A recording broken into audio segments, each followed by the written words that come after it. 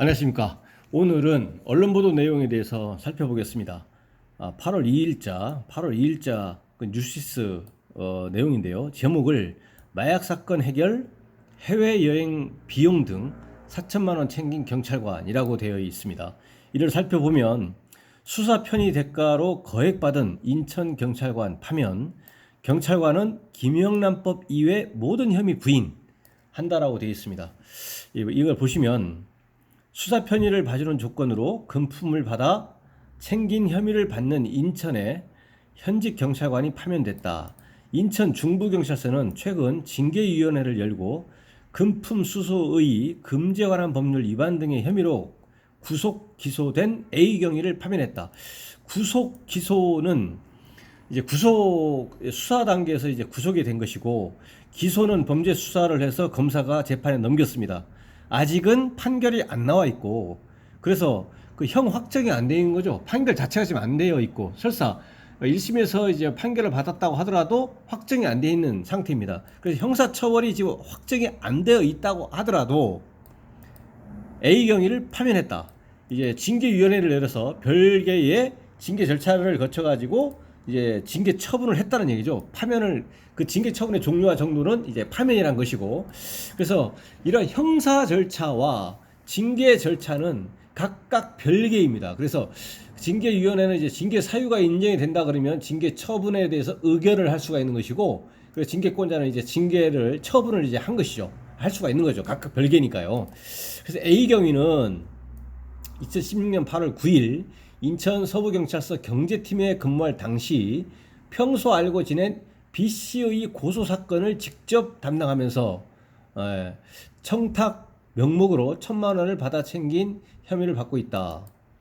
그는 2018년 9월에도 B씨 회사의 직원이 마약 사건으로 구속되자 사건 담당 경찰관에게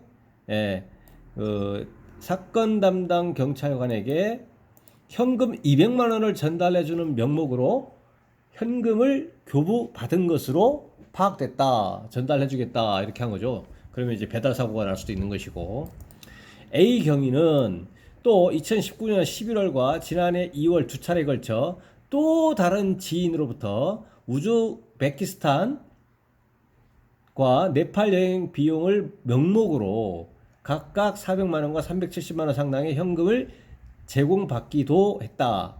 이후 그는 지난해 6월 13일께 사기 혐의로 조사를 받던 C씨로부터 사건 담당 경찰관에게 선처를 부탁한다는 명목으로 2천만 원을 송금 받은 것으로 조사됐다. 검찰 조사 결과 A씨는 2016년 8월부터 지난해 6월까지 총 3,970만 원을 챙긴 것으로 확인됐다. 그러나 A 경위는 법정에서 청탁금지법, 김영란법 위반 혐의를 제외한 모든 혐의를 부인했다. 경찰 관계자는 국가공무원법에 따라 A씨에 대한 징계위원회를 열고 파면 조치했다. 이 파면 조치에 대한 그 법률의 근거는 뭐 형법이라든가 뭐 그런 그 뭐 형사특별법 이것이 아니고, 국가공무원법에 공무원의 신분 보장은 되어 있지만, 그에 대해서 이제 그런 일환으로 징계 처분을 이제 받는다고 하더라도 이게 거기에 대해서 불복할 수 있는 이제 수단으로서 징계 처분을 받으면 이제 징계에 불복해가지고 이제 소청심사위원회에 소청심사를 청구할 수 있고, 소송은 그 전에 먼저 소청심사위원회의 결정을 이제 거친 이후에만 할 수 있다. 이렇게 해서 징계 처분에 대한 불복 절차를 이제 규정해 놓았을 뿐만 아니라, 이러한 징계 처분은 일단 절차를 거쳐가지고 징계위원회 의결을 거쳐서 징계권자가 징계를 한다는 그러한 것은 형법이나 이렇게 규정되는 게 아니라 국가공무원법에 규정이 되어 있다는 얘기죠. 여기서는 이제 경찰관이 이제 국가공무원이었기 때문에, 그리고 지방공무원이다 그러면 당연히 지방공무원법에 징계 처분에 대한 절차와 거기에 대한 불복 구제 수단 방법으로서 소청 심사에 대한 것이 규정이 되어 있습니다. 네, 오늘은 그 경찰관이 징계 사유가 있어서 물론 형사적으로 구속 기소가 되었지만, 또 그 징계 절차에서 징계 사유가 인정이 돼서 파면 처분을 받은 거에 대해서 살펴봤습니다. 아까도 말씀드린 것처럼 이 징계에 대해서 파면 처분을 받았기 때문에 이 징계 처분 사유 설명서를 이제 받은 날로부터 원칙적으로 이제 30일 이내에 그 소청심사위원회에 소청심사 청구를 해서 이 파면 처분에 대한 위법 부당성에 대해서 이제 다툴 수가 있습니다.